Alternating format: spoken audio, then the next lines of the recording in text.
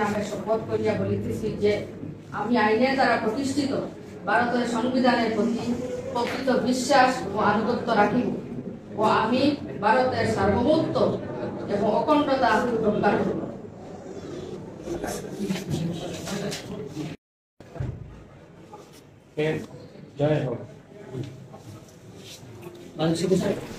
আমি মমতাজ বেগম লীলাবাড়ী বান্দরপুরা জেলা পরিষদ সমষ্টি ভারতের জাতীয় কংগ্রেসের মনোনীত প্রার্থী হিসাবে আমার সমষ্টি সর্বজনের দোয়া এবং আশীর্বাদ তথা জেলা কংগ্রেসের আমার সম্মানিত কার্যকর্তাদের দোয়া এবং আশীর্বাদ নিয়ে আজকে আমি আমার মনোনয়নপত্র দাখিল করলাম।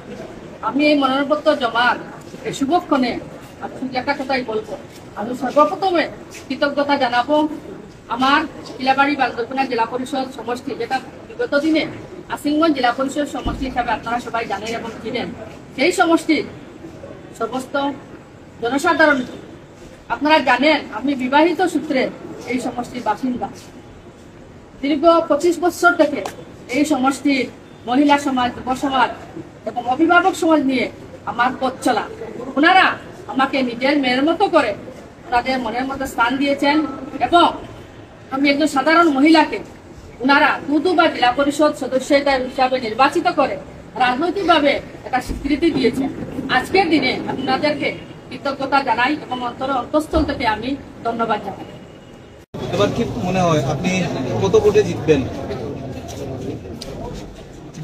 আমি আশাবাদী ডিস্ট্রিক্টের মধ্যে হাইয়েস্ট ভোটের ব্যবধানে আমি জিতবো। ঠিক মার্জিন টাইম বলা যাচ্ছে না, তবে হাইয়েস্ট ভোটের ব্যবধানে আমি জিতবো। আমার যেটার দুটো কারণ হলো, প্রথমত আজকের দিনে গণতন্ত্রকে যেভাবে গলাটিপে হত্যা করা হয়েছে তার প্রতিদান কিন্তু মানুষ দিবেন। আপনারা দেখবেন ডিলিমিটেশনকে সামনে রেখে গণতন্ত্রের যে চেতনা, যেটা মূল স্পিরিট, সেই স্পিরিটটাকে ধ্বংস করা হয়েছে। আমরা গণতন্ত্র বলতে বুঝি জনসাধারণের রায় চূড়ান্ত রায়, জনসাধারণের সিদ্ধান্ত চূড়ান্ত সিদ্ধান্ত, কিন্তু ডিলিমিটেশনের নামে এমন ভাবে করিমগঞ্জ ডিস্ট্রিক্টের একটা পিকচার দেওয়া হয়েছে, দেখবেন বেশিরভাগ জনগণের রায় থাকবে কংগ্রেসের পক্ষে আর সিট যাতে বিজেপির পক্ষে যায় সেই ধরনের একটা পরিকল্পনা করা হয়েছে। সেটা কিন্তু গণতন্ত্রের সঙ্গে প্রতারণা করা হয়েছে, সাধারণ মানুষের সঙ্গে প্রতারণা করা হয়েছে। যারা এই গণতন্ত্র প্রতিষ্ঠা করতে নিজেদেরকে আত্মাহুতি দিয়েছে, নিজেদের পরিবার পরিচয় অনেক স্যাক্রিফাইস করেছিলেন, করে ওরা যুদ্ধ করে স্বাধীন করেছে, ওদের সাথে প্রতারণা করা হয়েছে। এই করে দেয় পঞ্চায়েত হল গভর্নমেন্ট যে সিস্টেম, যে বেসিক স্ট্রাকচার করে, যদি পঞ্চায়েত শক্তিশালী হয় তাহলে সরকার শক্তিশালী হবে, বিধানসভা যা শক্তিশালী হবে।